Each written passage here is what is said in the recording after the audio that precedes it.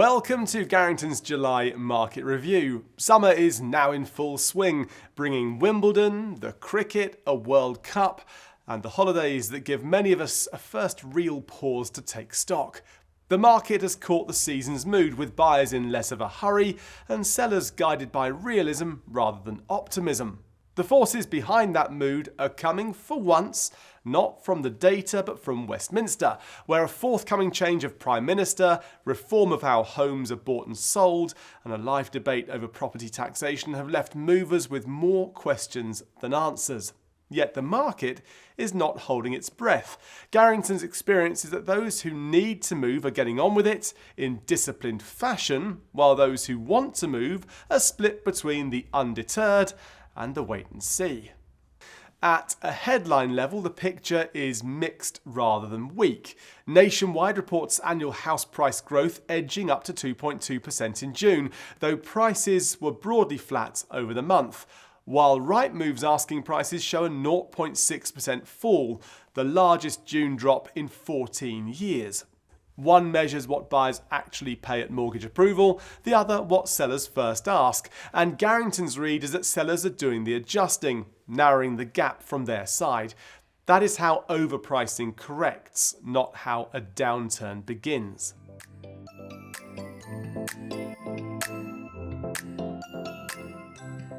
With the increasing likelihood of a new Prime Minister this month, speculation has turned to what a change would mean for housing. In our view, what matters is less the name than whether new leadership brings fresh confidence and clarity to questions about future tax and housing policy. The autumn budget will sharpen those questions, though few movers are delaying for it. The data bears this out. Zoopla's latest UK house price index picks out political uncertainty, alongside higher mortgage rates, as a drag on activity, with buyer inquiries 15% lower and sales agreed 7% down on the year. While RICS records that demand and sales balances are still firmly negative, but for the first time since January, no longer worsening. The buyers who have stepped back have not gone away. They are waiting for the picture to clear.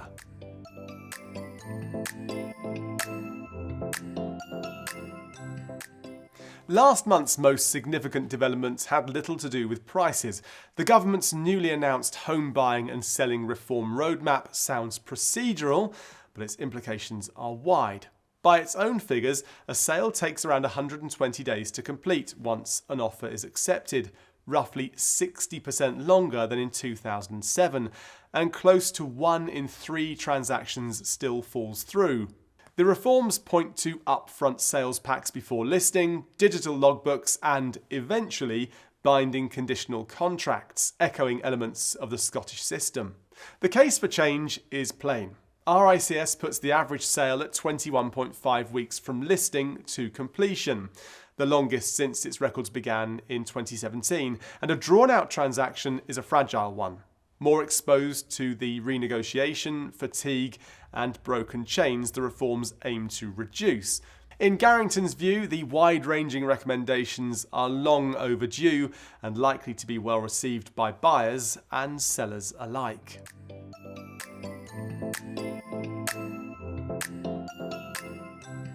The sharpest policy question is at the top of the market.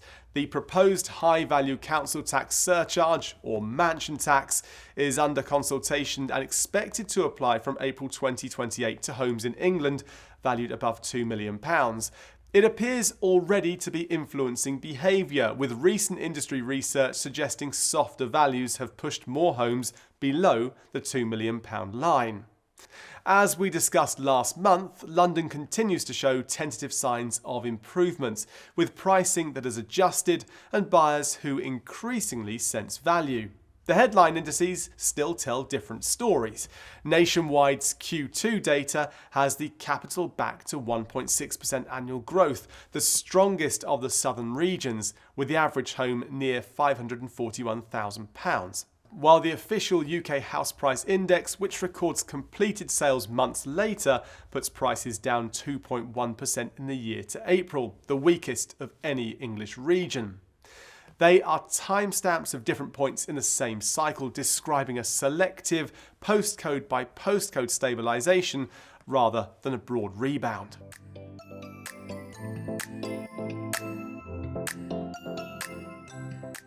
The clearest divide remains regional house prices. Nationwide records that Northern Ireland's average house price is up 8.6%, and in the northwest prices are up 3.9% over the year, while growth across southern England has all but stalled. The divide runs through property types too, with well-priced houses selling at close to last year's pace, while flats and overpriced stock wait far longer. Garrington sees this less as a weak market than a divided one, sorting itself by affordability, quality and readiness. For sellers, the lesson is that pricing must reflect today's buyer pool, not last year's comparable.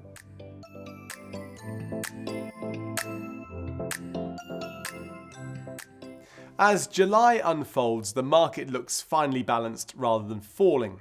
Mortgage rates have eased from their spring peak and sellers are trimming asking prices to meet buyers rather than holding out for prices that belong to an earlier market. Well-priced family homes in sought-after locations still attract genuine interest, while overpriced stock and homes just above a key tax threshold face a more demanding audience.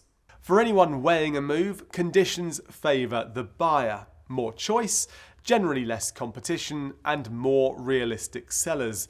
An advantage that may not outlast the return of political clarity. If the summer pause gives you space to think about a move, or you'd like to know how these shifts affect a specific location or price bracket, the Garrington team would be glad to help. Please get in touch using the details below. Thank you for watching. We look forward to sharing our latest insights next month.